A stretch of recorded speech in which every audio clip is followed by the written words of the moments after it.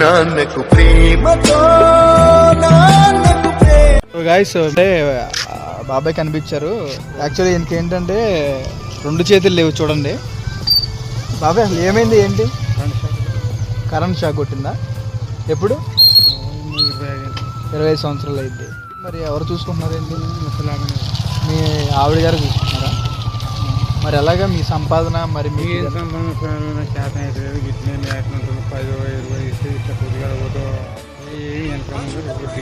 ఎవరు లేరు.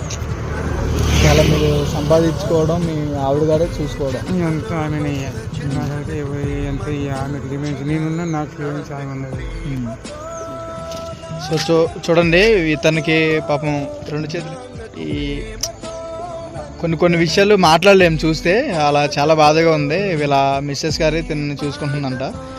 సో ఏంటంటే మేము ఇలా వెళ్తుంటే ఈయన కనిపించారు.